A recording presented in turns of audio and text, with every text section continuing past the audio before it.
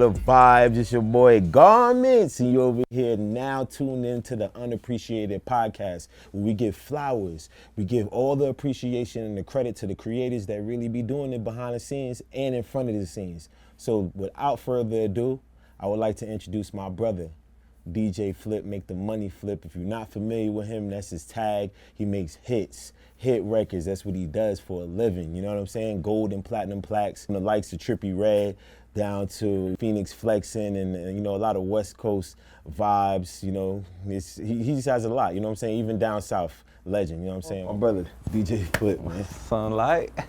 You know what I'm saying? Like, what's all right? Like, we can start out with like. Tell us where your background, man, and where you come from, man. Like, where were you born? Like, what got you into this stuff, man? So I'm from Palmdale, California. It's a little town, 45 minutes north of LA, an hour north of LA. Mm-hmm. It's basically just a little desert town, ain't shit to do. That's kind of how I got into music, bro, because there was nothing to do out there growing up. Mm-hmm. So all I could do was fucking be locked in my room DJing. Just back to back. Just back to back vinyls, just scratching and shit. That's how I started, bro. That's hard. It's crazy. So you actually do the real DJing. It's not just production. Oh yeah, nah, bro. I got techniques tatted on. It's a famous brand. That's fire. Company, My uncle's one of the people that was doing Shout some out of the Techniques. stuff with techniques, man. That's bro, crazy. I got the original 1200s. I even got the tone arm tatted on me. I got this when I was like 14, bro. That's fire. This whole sleeve, bro. I hid that shit from my mom and all that. That's crazy. You know what's crazy? You know what's crazy? It's because one day I went to the mall with my mom, mm-hmm. and then we were like shopping and shit, and then I went in the little room where you change your clothes and shit, and you try clothes on. Yeah. And then I was like, oh, you think the shirt looks good? And I didn't notice that like I had it, like you could see my whole sleeve, and I was hiding this whole sleeve from her for like a year straight. And she's like, what the fuck is that? She saw my arm and she was like, what the fuck? Oh, hell no. She started freaking out, you know, Latina mom. She's like, ay, Dios mío. She started tripping out. Yeah, because that was my first tattoo I ever got was like my lion tattoo. And my mom was like, you never gonna get a tat. I'm like, I'm the Leo. I'm the big Leo, so I gotta get the big lion tat. I came home and she was like, wow. You're actually tougher than I thought. I said, damn, Mom, that's how you feel about me? Literally, she know I had my whole chest tatted already, all that shit. Oh, you was already fully at it. I already had the whole everything, bro. That's crazy, yo. So, like, so you should just DJ in a room going crazy in the crib? Or you would, like, go other places? Oh, yeah, so I would practice at my house, basically. So I'd be I was a little kid. I started DJing when I was, like, 10 years old, bro. So I'd basically just I'd be locked in my room. I wasn't able to go nowhere at 10 years old, you know what I'm saying? So I'd be in my room just getting all my favorite songs and just practice. Like, I don't know, something about scratching, just like the old school scratching. Just like scratching it just the like vinyl, made me like, noise. I love that shit, yeah, bro. It inspired me so much. It's beautiful noise to me, like for a fact, because like, you know, growing up in the Bronx and stuff like that and seeing my uncle do what he was doing, you know, peace to Love Bug Starsky, you know what I'm saying, R.I.P. Just by him doing what he was doing, you know, I always had the love for the DJ, and I realized that the DJ deserves way more credit than they usually get, because they are the master. You know, there's the master of ceremonies, there's the MC, and there's the DJ, but at certain times the DJ has to be the MC as well. When there's no rapper or anything, you gotta be like, hey, put your hands up, yeah, hold up. And then you back on this, then you go back that way. That's like crazy technique, like, you know what I'm saying? It's a skill. Yeah, it's a crazy It's talent. crazy because I never really got into the MC part of it. Like, I used to bring an MC. You used to bring I'll bring your own someone MC? like you. I'll be like someone that's fire like you. Like, yo, come through. Go up in there and be like, I'm see DJing tonight. Hey, don't be surprised if you see me on one of DJ Flipp's set, like, God, Mitch, you already know what time it is. We about to go crazy, you know what I'm saying? Yeah, over time I got a little better though, you know, but I've always just been too shy to like use my voice. I don't know why. Right. Now it's normal. Now it's easy, you know, but back then as a kid I used to just like I start shaking like, hell no, I ain't talking on this mic. You know what I'm saying? I'm goofy, you feel me? Right, and you're like, I don't know what to say and stuff like that. Oh, like, it's what's gonna be the corny, lingo? Like what's the, you don't even know what the lingo is right I ain't gonna cap. I tried it once at this club. I forgot what I said, but nobody reacted. I was like, oh yeah. Hey, I was like 14 years old. I was like 15. I was like, hey, everybody put your hands up. I forgot what I said. I was like, make some noise or some shit, or like if you horny or something. I forgot what I said. I don't know. I said some dumb shit, and everyone was just looking at me. I was like, oh yeah, I'm never doing this shit again, bro. That's crazy. Hell yeah. Yeah. So from that, like just DJing and stuff like that, you always knew what the hits sound like. Yeah. And the BPM and stuff like that. For people at home that don't know what BPM is beats per minute, you know what I'm saying? And that dictates a hit. You could explain that to them a little bit more. Beats per minute, BPM. You gotta, the tempo, you know, it's key. The tempo is key. You know what I'm saying? You gotta find your right tempo, the right BPM for you. Right. You know what I'm saying? It's like a lot of them West Coast songs that we were making. Those are like around like 95 BPM to 105 BPM, and that's like that West Coast like swag. And that West Coast, it seemed like the West Coast swag right now is kind of matching with like the Detroit sound right now is heavy, like ESTG and all these guys. Like I feel like they've always sounded that the same. style is kind of similar. Is it the same BPM or is it different? It's a little slower. It sounds slower? Faster, but it's a little slower. Yeah? Yeah. Wow. Yeah. I didn't even realize Yeah, that. like the BPMs. I don't know, from like the shit that I've heard, like it just, I'll see the BPMs and cause I'll hear music and then I'll pull it up and I'll count the BPMs. Right. So I can make a beat like that. I'm like, damn, this beat's hard. Like, what tempo is this?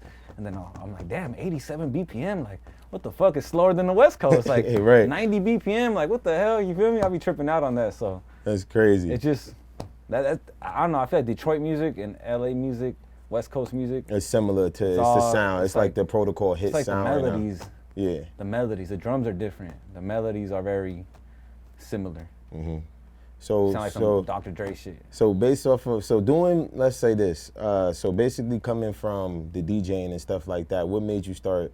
After you knew what the hits were sounding like and stuff like that, what made you transition over to making like just beats or like figuring out like what was the process on like your first beat and how that came to you? Well, I've always wanted to make beats because my friends produce around me, right? And I was always DJing, so I just DJ'd, and I just like one day, bro, like I was DJing all these clubs in Hollywood, and I was getting around networking, and I just kind of burned all my relationships in Hollywood, bro.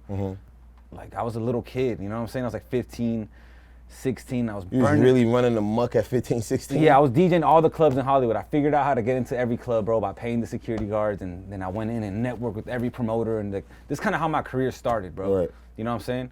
So I did all that, and then there was this altercation I had with this promoter. He just finessed me, bro. Like it was like $100 he was gonna pay me, and he ended up telling me like, here's like $30 or some shit. Damn. And I stole my mom's car to get here, bro. Like I used to steal my mom's car, like my parents. Like I used to do, like kids, if you're watching this, don't fucking do this. You know what I'm saying? Don't steal your parents' car. Okay. I used to wait till they went to. I used to wait. Like literally, my parents would get home from work, whatever, and they'll sleep at 9 o'clock, 10 o'clock. I'll literally just wait till they sleep, wait 30 minutes. Put the car in neutral and sneak just in the room, fucking take the keys out. Yeah. Put the, you know what I'm saying, and just mob it to Hollywood from Palmdale, hour drive. Crazy. And Just to go for the night, few hours to be. Just so I could network and shit and like get in the club. I just wanted to DJ a club, bro. Right. I wanted to be that guy on stage, like turning this shit up. Right. You know what I'm saying? And then as I was doing that, I was doing that so much, and these promoters would like promise me like $100, $50, and that was cool with me. Just put gas in the car, you know what I'm saying? I was solid, and I get some food, cool. I was cool with that. And then there was like this altercation I had with this promoter. He just kept fucking me over. Every night I'd go DJ. Like he'd just come up with an excuse, like you didn't bring enough people, I can't pay you tonight. Even though I had the club cracking, bro, that shit was popping. Like I had everyone dancing and enjoying, screaming the whole night. Everyone was like, you're fired. People taking pictures of me, like loving me. I would have been tight. At the end of the night, he's like, bro, yeah, bro, like you didn't bring nobody. Like, right. I didn't know the business like that. I didn't know you had to bring a bunch of people, and it's politics. They want DJs. But I thought that was the promoter's job in order to bring but these promoters hire DJs so they can bring people as well. They want to hire a popular DJ. They want to hire a DJ that can bring 50 people. That way at least. So that way when the promoter comes, it's like it makes him look even better when they're making that. So, and I remember there was this one night I brought a party bus. I forgot what I did. The last night, this is when I fucked up my plug. The promoter kept doing this to me, like, I can't pay you. And then on the last night that this happened, I brought a party bus, and I brought like 40 people. I forgot how many. I brought a lot of people. I was a little kid. And the promoter did some bullshit. He's like, bro, I only paid $30. You should have brought like 10 more people. Or I was like, or some shit. I forgot what happened. I got so mad, bro. I fucking spit in my hand and I slapped the shit out of him in front of his whole entourage. Yeah. I was like, boom! Like I slapped. He did some wrestling things, kids. You know what I'm saying? Hey, this is just TV. Don't do this. You know, don't do this. But you know what I'm saying? Don't let people disrespect you. At least, you know, let them know you can no longer show up and then, you know, just walk off. Yeah, walk off the job. I caught that perfect. I was so passionate about this shit, bro. It just like, it hurt me, dog. Like, right. You know, and I just, like, I stole my mom's car. I even got a party bus and I stole my mom's car to get here. Like, I did the most, like, you know what I'm saying? Like, fuck. So I slapped him and then I remember after I slapped him, he was like I hit him. He was like, and then all his friends were right there with him. It was like, they say you're the promoter. He looked back at you like Terminator. He looked at you like, no, like you're the promoter right now, and all the people here is your entourage. This is your entourage. Yeah. Right here. And you're I'm by myself. You're the promoter. Right. And I just like bitch slapped you. Bah! And then all these guys are like about to fuck me up. You feel me? And then he just like he lifts his face up and he's like, nah, to his entourage, like he's good. Like he stopped his entourage from jumping me. He's like, he's good. He just looked at me and I just walked away, bro. I was like, shit, this is gonna get ugly. And I just left. You're like, yeah, he a punk, you feel me? Nah, I didn't say nothing. Like, I didn't say nothing. It was impulse, bro. I was like a little kid that was impulsive. Like, right. I used to get in a lot of fights growing up and like I used to just like, as a little kid, I got in a lot of trouble, bro. Right. You know what I'm saying? Like So I got arrested hella times as a little kid, been to jail, was in county jail, did everything everything you could think of that you wouldn't ever picture me doing this shit. Right. But I was a dumb kid. So look, from that, after you burnt that bridge, that was that the end? That was the end. Was like, yo, I gotta make beats and like make the hits that these people are turning up to in the club. So what was the transition from you going to that, from being the DJ, DJ, and then like I want to make a beat or try to make. I was already making beats, but this is how I transitioned. I'm gonna get to look. So I was already kind of making beats. I wasn't good or nothing. I had a couple producer friends, and then after I slapped this promoter, you know, I noticed that I wasn't getting booked no more in Hollywood. Right. You know what I'm saying? Hey, you see what happens? I wasn't getting booked no more. Don't choose violence. Violence is not the way. Yeah, don't do that shit. I don't recommend this to nobody, you know? Yeah. I couldn't get booked in Hollywood no more. And I was like, man, I kind of like gave up for a second. Then I went to back to trapping and shit. Right. Getting money. Right. And then as I was doing that, I wasn't trapping drugs or nothing. I wasn't doing, I just called it trapping. I was hustling, getting money, bro. I'm not gonna get into detail, but I was getting money, bro.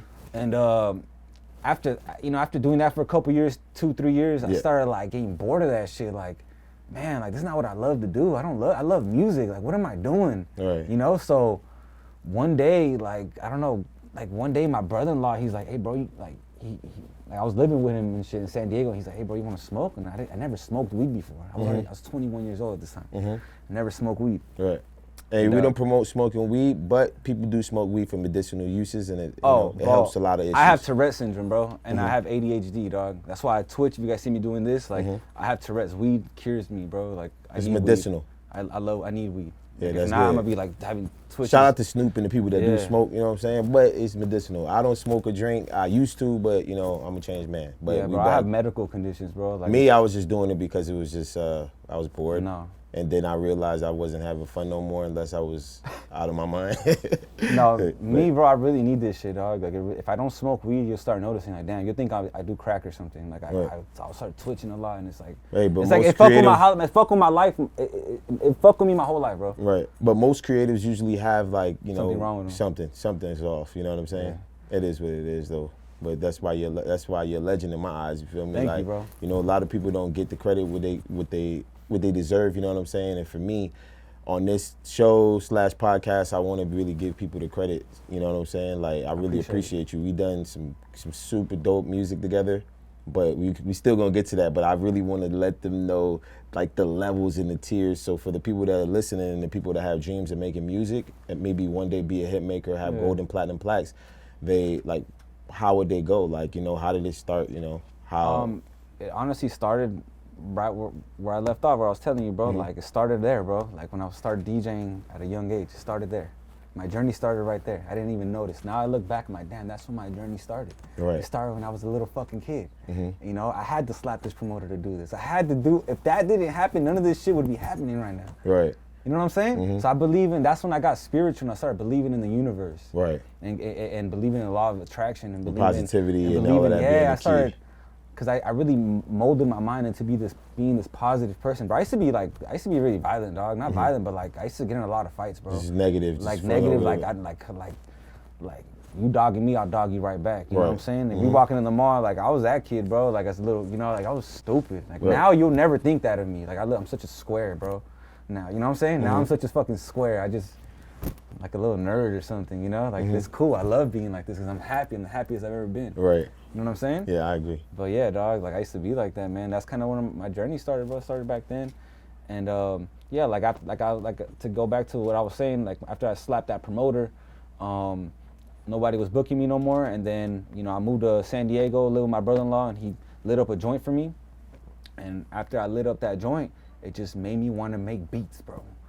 Like, I started slowing my money down in the hustle I was doing. I was hustling. I started noticing like it's getting slow over here because of the weed. I'm over here like getting distracted and I want to make beats now and I'm not hustling as hard over here. I'm like, yo, I gotta just do music. So I started driving every week again from San Diego to Hollywood to go network again, you know, to these clubs. I started hitting up my old connects from San Diego and I started going to Hollywood and at that time I was starting to make beats again and I was just getting inspired because of the weed. Right. It's weird. The weed made me want to make music again. It does that a lot to people. It's weird, bro. I like creatively, a lot of the greats, they have either smoked weed or some type of psychedelic that actually gave them an enhanced, it enhanced a different part of their mind or their brain, you know what I'm saying? And it actually boosted their creative process.